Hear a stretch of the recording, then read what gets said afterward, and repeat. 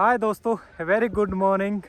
इस वक्त मैं खड़ा हूँ कश्मीर की सबसे खूबसूरत वादियों में से एक गुलमर्ग में। और यहाँ अभी आज 4-5 दिन के बाद थोड़ी थोड़ी धूप निकली थी। थोड़ी देर पहले फिर से बादल आ गए हैं। अभी नाश्ता करके और यहाँ से इस तरफ पीछे का जो सारा इलाका है, यहाँ से इस तरफ ये पूरी की पूरी वैली जो है काफ़ी बड़ी है। इसके अंदर कई सारी जगह हैं, स्पॉट्स हैं देखने वाले, जिसके लिए लोग आते हैं। तो कोशिश रहेगी जितना ज़्यादा हो सके गुलमर्ग का एरिया देखा जाए। और ये नीचे देख रहे हैं आप, ये है गुलमर्ग का टैक्सी स्टैंड और जो छोटा सा बाज़ार। यहाँ के सबसे पहले सारे टूरिस्ट रुकते हैं, अपना ठिकाना देखते हैं, फिर यहीं पे खाना वाना होता है नाश्ता करके। अभी निकल रहा हूँ फिर मैं गुलमर्ग की सैर पर।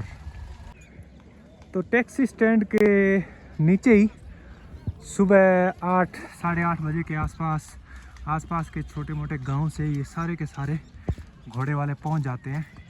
तो गुलमर्ग में आसपास की जितने भी टूरिस्ट डेस्टिनेशन है फेमस देखने वाली, तो पैदल घूमने वाले पैदल भी घूम सकते हैं। अदरवाइज़ अगर आपको टैक्सी लेनी है तो वो वहाँ से भी मिल जाती है। या काफ़ी लोग यहाँ पे घुड़सवारी का थोड़ा आनंद लेने के लिए यहाँ से घोड़े भी करते हैं किराए पे, तो जो कि ये सारा का सारा राउंड घुमा के फिर वापस यहीं ला के छोड़ देते हैं। जैसे ही यहाँ पे घोड़ा रेंट पे लेने की बात शुरू होती है, फिर होती है बार्गेनिंग की जद्दोजहद स्टार्ट। घोड़े वाले कितने ही मांगते हैं, देने वाला कितना ही देना चाहता है। आखिर में कहीं पे जाके बात मुकती है और फिर होता है इनका सफ़र शुरू। यहाँ बाज़ार के ठीक सामने ऊपर एक पुराना शिव मंदिर है। तो शुरुआत करते हैं गुलमर्ग की सैर की यहीं से, भोलेनाथ के मंदिर में मत्था टेक के, और उसके बाद यहाँ से चलेंगे घूमने।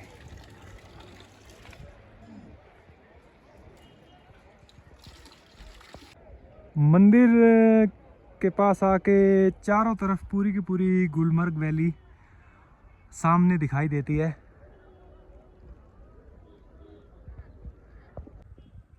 तो मंदिर से अब मैं जा रहा हूँ इस तरफ। वो जो ऊपर जंगल है, वो जंगल के बीच में ऊपर है जम्मू कश्मीर के आखिरी राजा, जहाँ तक मेरा अंदाज़ा है, राजा हरी सिंह का पैलेस, जो कि तकरीबन 100 साल से भी ज़्यादा पुराना है, वो देखने। तो ऐसे पैदल घूमते घूमते एक एक करके ही ये गुलमर्ग वैली के अंदर की जितनी भी जगह हैं वो देखेंगे। वैसे अगर ठीक ठाक फिट बंदा हो तो ये इस वैली के चारों ओर जितने भी या फिर ज़्यादा पॉपुलर जो टूरिस्ट स्पॉट्स हैं, वो सुबह नाश्ता करके निकले तो शाम तक घूम के आ सकता है।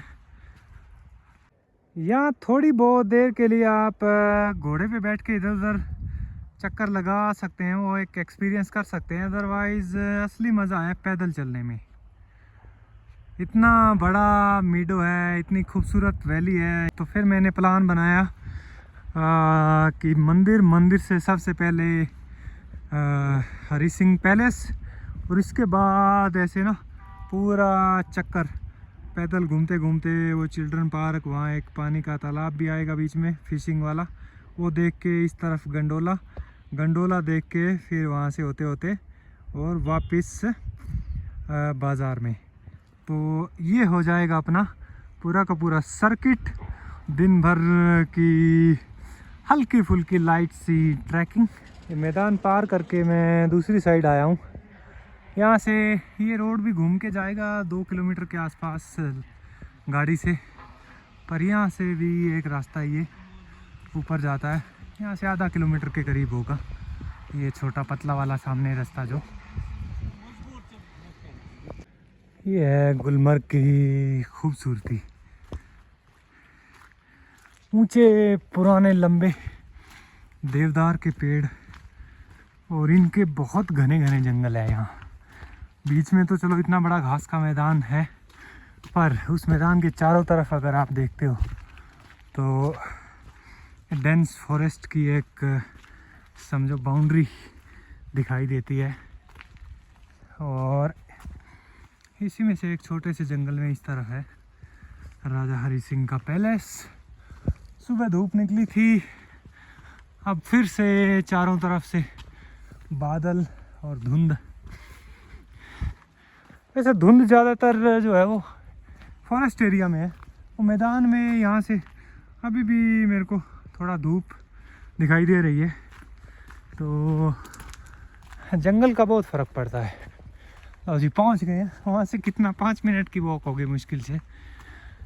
और ये है एंट्री गेट। ये कुछ लोग जो घोड़े लेके आए थे उनके घोड़े यहीं पे है, अंदर गए हैं देखने के लिए, तो हम भी चलते हैं।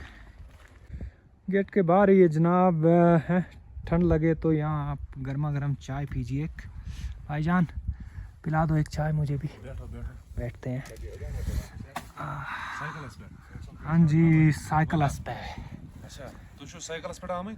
मेरे को कश्मीरी नहीं आती, पर वो बस मैंने कॉपी पेस्ट कर दिया साइकिल पे। भाईजान को हमने अभी कश्मीरी में बोला कि आप साइकिल से आए। हाँ जी। कश्मीरी में अगर हम बोलेंगे इसको कि तुझका आमुद साइकिल पे। हाँ हाँ, तो मेरे को जवाब देना है आमुद साइकिल पे। बुशुस, हाँ बुशुस आमुद। ओके, तो भाईजान को पिलाया अदरक वाली चाय। ये देखिए इसका तो रंग ही इतना ज़बरदस्त हो रखा है, क्या ही कहने। तो भाईजान आप तो ये बताओ, ये जो पैलेस है या गुलमर्ग मान लो, यहाँ पे विंटर में भी आता लोग? विंटर में बहुत आता है, बहुत ज्यादा। ज़्यादा विंटर में आते हैं। समर में कम, समर में भी ठीक ठाक, लेकिन इसका जो इस साल का समर था ना, उसमें कम आया। ये है सामने हरि सिंह पैलेस, और एक्चुअल में 100 नहीं, ये तकरीबन 200 साल पुराना है। अर्ली 19th सेंचुरी में बनाया गया था। यहाँ पे बोर्ड लगा था, उस पर मैंने देखा। ये है इस पैलेस का प्रवेश द्वार, और चल के देखते हैं कि क्या है। गेट में एंट्री होते ही यहाँ एक जनाब मिलेंगे आपको। इसकी विज़िट की फीस है सर, टिकट 40 रुपीज़ पर ईच। 40 रुपये। ओके, शुक्रिया। और इसके साथ एक रूल और ध्यान में रखना आपको, जूते बाहर निकाल के उसके बाद अंदर एंटर करना है, क्योंकि इसके अंदर पूरा का पूरा जो पैलेस है इसमें कारपेट बिछा हुआ है, तो जिसके ऊपर ना झाड़ू लग सकता है ना पोछा। तो ये चीज़ आपने ज़रूर ध्यान रखनी है। तो करते हैं शुरुआत यहीं से। ये एक बड़ा हॉल या दरबार जिसको बोल सकते हैं, पुराने ज़माने का जो स्टाइल था उसमें। ऊपर देखिए आप झूमर। तो अब आप मेंटली 19th सेंचुरी में पहुंच जाइए। 19th सेंचुरी का जो कश्मीर, इसकी दीवारें आप देखिए पूरी की पूरी लकड़ी की बनी हुई है, छत भी लकड़ी की है। और क्या कमाल है यार, सिर्फ लकड़ी के ऊपर अटका हुआ है ये पूरा पैलेस, और 200 साल पुराना। ओके, इधर नीचे सीढ़ियां हैं, वहाँ भी जाएंगे। पहले ऊपर वाला देख लेते क्या क्या है।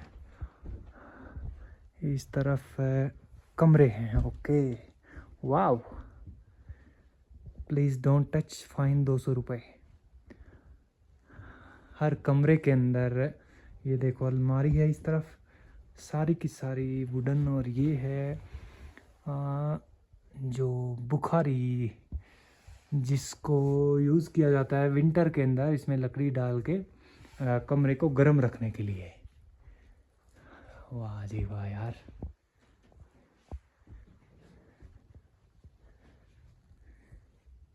और यहाँ से फिर खिड़की से बाहर का व्यू देख सकते हैं। इस तरफ शायद ये डाइनिंग होगा।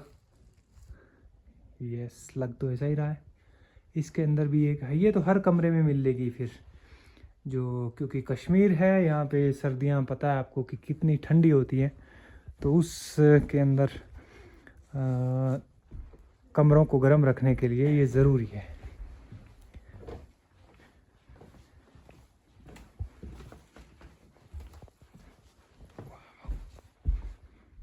वाह जी वाह, ये पत्थर का है इसकी दीवारें। तो ये एक तरीके से बेस का भी काम करता है, नींव।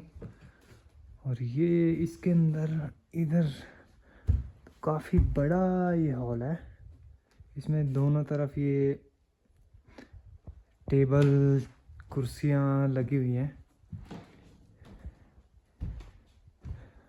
तो मेरे को बढ़िया एक पुराने ज़माने का बार होता है ना, वैसी फीलिंग दे रहा है। और ये हो सकता है कोई मीटिंग ऑर्गेनाइज करने का प्लेस भी हो सकता है, या हम तो इस वक्त अंदाज़े ही लगा सकते हैं, पर उस ज़माने में राजा के महाराजाओं के टाइम किस उसके लिए इस्तेमाल किया गया होगा। ये पूरी की पूरी पत्थर की दीवार है इसकी।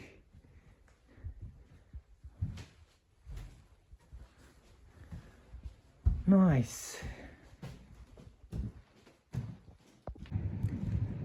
तो ये था राजा हरि सिंह पैलेस। अब चलते हैं आगे की तरफ। तो महाराजा पैलेस देख के वापस आ चुका हूँ मैं वैली के अंदर, और सूरज और बादलों की आंख मिचोली का खेल जारी है। सुबह निकलते टाइम बाज़ार से गुलमर्ग में मैंने साथ में लिए थे, कश्मीर में मेरी सबसे पसंदीदा चीज़ कोकोनट के बिस्किट। बहुत टेस्टी होते हैं, बड़ा मज़ा आता है खाने में, मीठे भी होते हैं। तो मुझे पता था लंबा टाइम लगेगा पैदल चलते चलते घूमते घूमते, तो बीच में हल्की फुल्की भूख लगेगी, ये अच्छा रहता है। ये कश्मीर में ही मिलता है और कहीं मैंने देखा नहीं है। इस पूरे के पूरे मीडो के चारों ओर ये रोड बनी हुई है, तो जो लोग अपनी गाड़ी या टैक्सी से घूमना चाहते हैं वो इस रोड के थ्रू कई जगहों पे जा सकते हैं। जैसे जैसे आगे आते जाते हैं तो इस तरफ ये गोल्फ कोर्स या गोल्फ क्लब जिसको बोलते हैं यहाँ, वो है। और घोड़े वाले तो आपको हर जगह मिलेंगे। इस तरफ है हेरिटेज हाउस, और ये कोई फेस्टिवल होता है तो वो इस तरफ होता है। यहीं पे 5-10 मिनट की वॉक के बाद है ये बच्चों के लिए चिल्ड्रन पार्क, और इसके अंदर काफ़ी बढ़िया मेंटेन किया गया एक पार्क है। आगे वो बच्चों के एंटरटेनमेंट के लिए कुछ झूले वगैरह भी लगे हुए हैं। 20 रुपये टिकट है पर पर्सन। तो यहाँ काफ़ी सारे लोकल्स भी आते हैं, खासकर जो फैमिलीज़ आती हैं बच्चों को लेके इसी पार्क में आते हैं, आराम से बैठते हैं। ये इस तरफ है झूले और वो छोटी वाली एक रेलगाड़ी, बच्चों का क्या है अम्यूज़मेंट पार्क। चिल्ड्रन पार्क देख के घूमते घूमते मैं आ गया हूँ इस तरफ गंडोला राइड जहाँ शुरू होती है, वहाँ का पार्किंग है यहाँ से आगे थोड़ा, तो उस तरफ।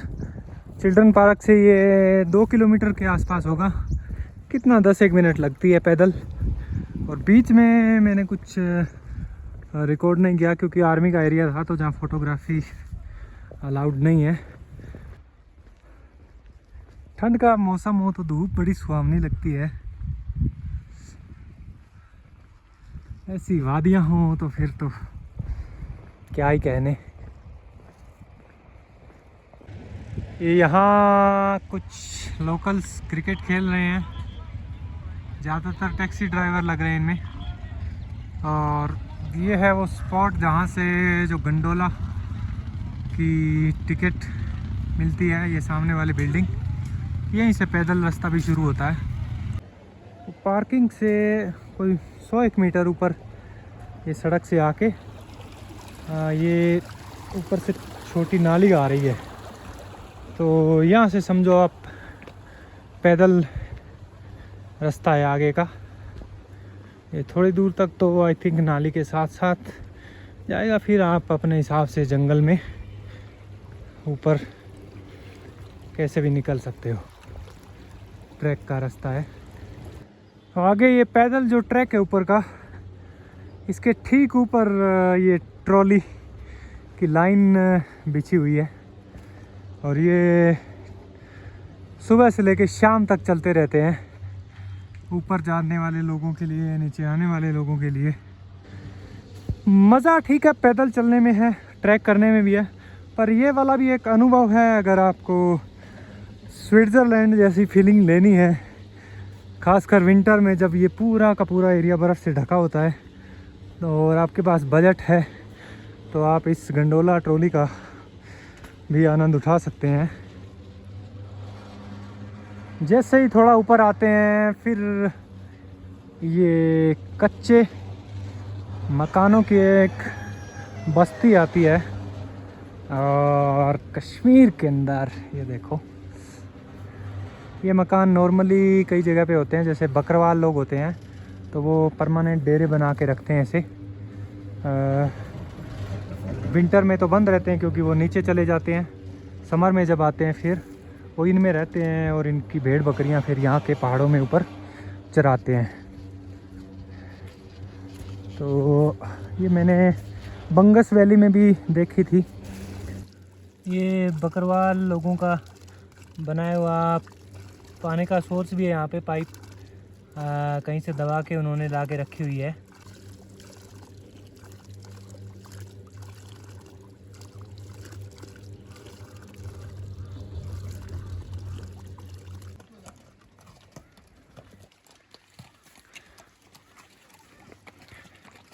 तो ये है गंडोला का ऊपर वाला फर्स्ट स्टेशन और ये गाड़ी जाती है यहाँ से और ऊपर उस पहाड़ के ऊपर तक। ज़्यादातर टूरिस्ट यहीं तक आते हैं और फिर कुछ लोग यहाँ से भी ऊपर जाते हैं। आई थिंक यहाँ से ऊपर और इसका किराया है।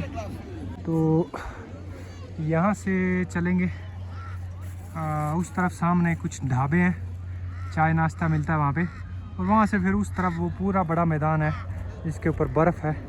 तो उस तरफ भी है कई टूरिस्ट, मतलब कि उस तरफ बर्फ़ अच्छी है इसलिए, तो उधर का नज़ारा भी देखते हैं। बट लुक एट दिस, नीचे गुलमर्ग से ये काफ़ी दूर दिख रहा है भी दूर एक्चुअल में पैदल चल के तो बहुत दूर पड़ जाता है ये, और व्यू यहाँ से ज़्यादा सुंदर दिखता है।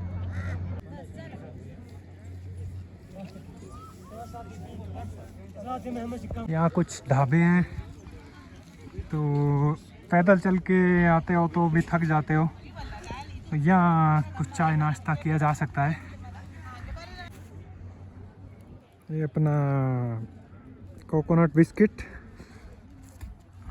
एक बिस्किट 1 घंटा चला देगा। तब तक चलते हैं उस तरफ, बर्फ़ के नज़ारे देखते हैं। काफ़ी टाइम हो गया यार बर्फ़ देखे हुए। लो जी, ये है यहाँ का स्नो स्पॉट, इस वक्त का स्नो स्पॉट है। अदरवाइज़ तो पूरा गुलमर्ग विंटर में तो सारा ही स्नो स्पॉट होता है। अभी 2 दिन पहले जो बर्फ़ गिरी थी ओह ज़्यादा नहीं थी,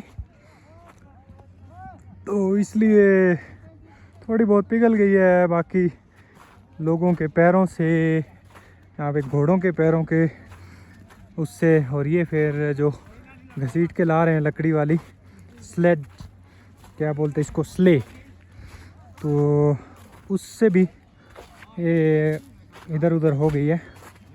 पर जो टूरिस्ट इस वक्त यहाँ पे अक्टूबर के टाइम पे पहुँचे हैं, उनके लिए तो एक बड़ा ही प्लेजेंट सरप्राइज़ था ये बर्फ़ का गिरना। नहीं तो विंटर तक वेट करना पड़ता है।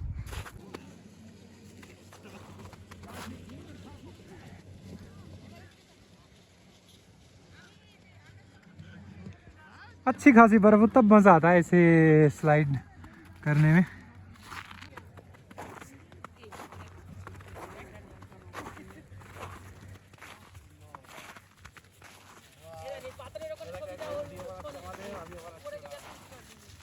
भी टूरिस्ट है, इनके लिए तो मज़े हैं इसके अंदर भी, बहुत खुश लग रहे हैं सारे के सारे, पैदल वाले भी घोड़े वाले भी। और इनका गुलमर्ग का ट्रिप यहाँ ना सफल हो गया, ये जो सडन स्नोफॉल हुआ है उससे। तो ये था गुलमर्ग का दौरा। आपने देखा कितना खूबसूरत है, इतनी हरियाली है, बर्फ़ भी है यहाँ पे। और एक नॉर्मल इंसान घूमने के लिए जो जो चीज़ें चाहता है वो सब है यहाँ पे। सुंदर सुंदर खुले घास के मैदान, जंगल, पहाड़, वादियाँ, इतनी अच्छी हवा, साफ़ सुथरा पानी नदियों का बहता हुआ। तो कश्मीर अगर आते हो तो कोर्स आपको गुलमर्ग तो आना ही चाहिए। यहाँ की सबसे फेमस टूरिस्ट लोकेशंस में से एक है ये। तो अभी 4 बज गए हैं, चलते हैं वापस नीचे, जाने में भी टाइम लगेगा। अभी जाने से पहले आखिरी नज़ारा आपकी पेशे नज़र।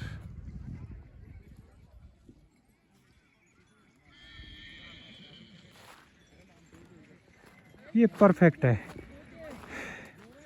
गुलमर्ग की इमेज। जब हम गुलमर्ग के बारे में सोचते हैं तो यही आती है, घोड़े, खच्चर, खुले मैदान, बर्फीली वादियाँ और उनके ऊपर बैठे हुए सैलानी।